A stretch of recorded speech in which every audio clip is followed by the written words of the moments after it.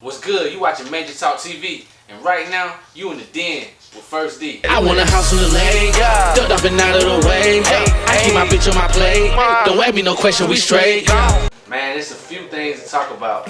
So ComplexCon took place over this past weekend, and if you're not familiar with it, it's a convention that Complex puts on that has a lot of vendors, different booths set up. A lot of artists are in attendance.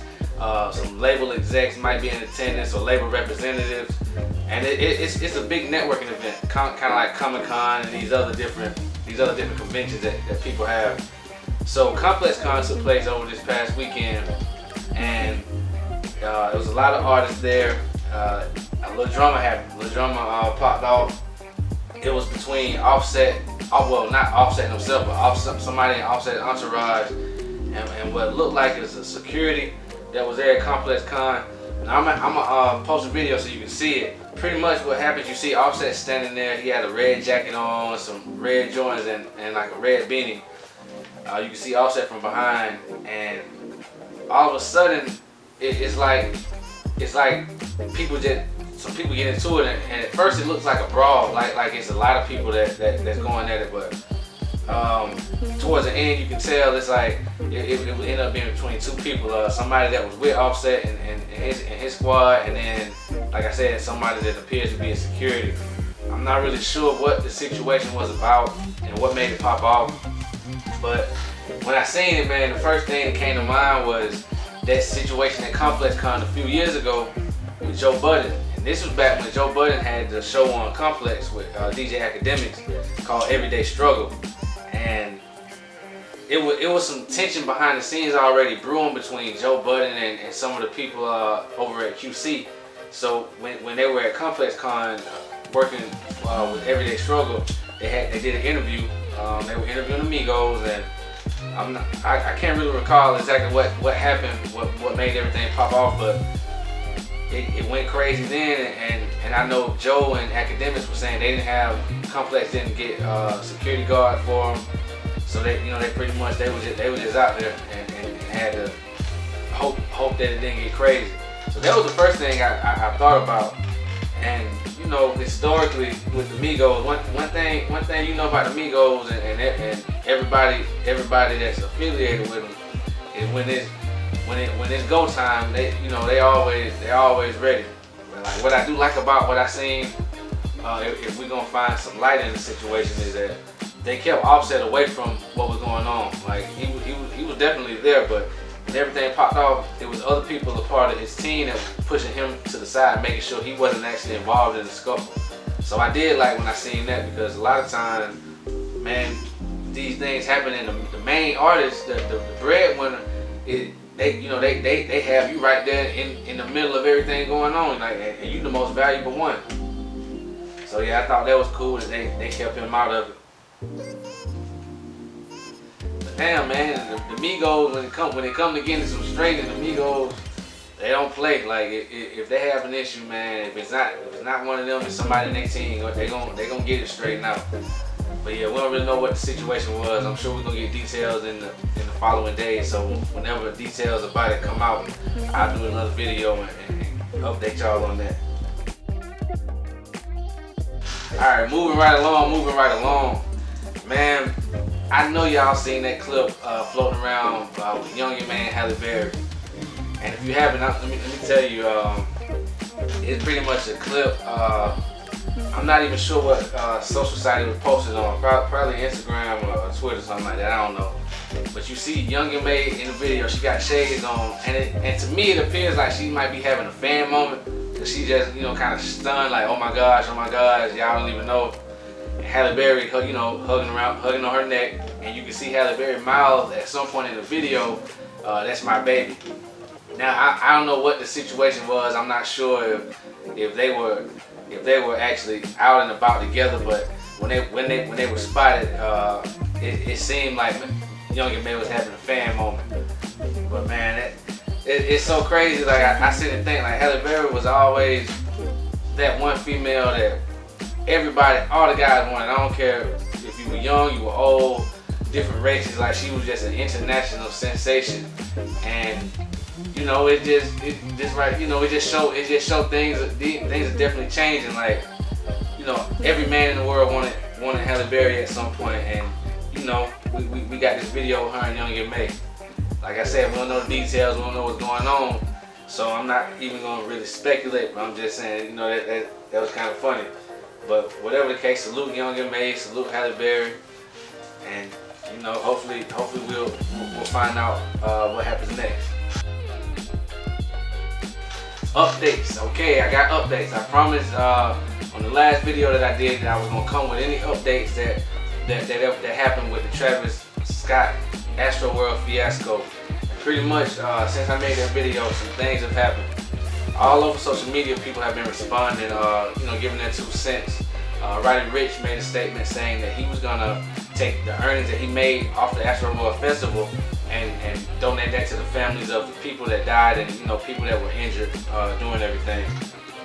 And it's been lawsuits, multiple lawsuits filed against Travis Scott, Live Nation, and even Drake is named in some of the lawsuits. Drake was a performer there as well. And you know, that I kind of want to piggyback off of what I said in that last video.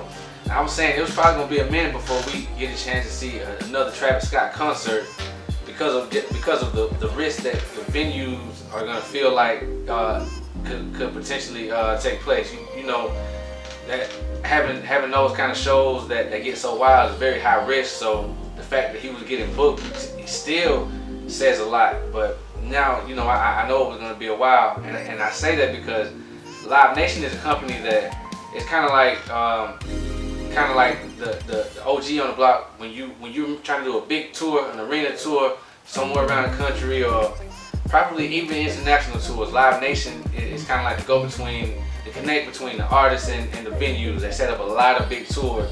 So Live Nation has actually been named in these lawsuits as well. So I already know they're definitely gonna put a little distance between them and Travis Scott, and I know the venues are definitely not gonna take any chances of having him in there doing any shows right now.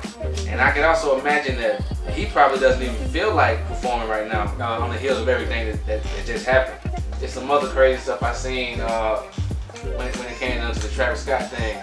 Now see, Travis Scott is a very big artist, and over the past few years, he's got so many different deals, so many endorsement deals and partnerships with different companies and brands. And he actually had a huge deal with Fortnite, the video game Fortnite. But recently, since this Astroworld fiasco, they have removed Travis Scott's music from the game, as well as one of the characters that you can purchase from the store. They disabled it. And that just goes to show, man, like when you're popping, as long as you're making these companies money, and as long as it looks good, they standing right beside you. You know, they're gonna champion you with everything you're doing. But the minute things get a little sketchy, they're gonna put that distance in between. Even if it's nothing that you may have did personally wrong or whatever, like when the heat turns up, these companies are gonna distance themselves from it. Now, as far as him knowing about what happened or having any kind of hand in it, man, it's been a lot of people that were there that have been coming out online saying that he actually knew what was happening before he stopped the show. Because like I said in the last video, it was a little time before he actually stopped the show after some of the stuff had started to take place. And so now people are saying that he knew about it and you know, he let it happen. And Kylie, his girlfriend Kylie Jenner, posted a clip online showing the ambulance in the crowd. And you know, afterwards, you know, she was saying that, you know, they didn't know people died and things like that.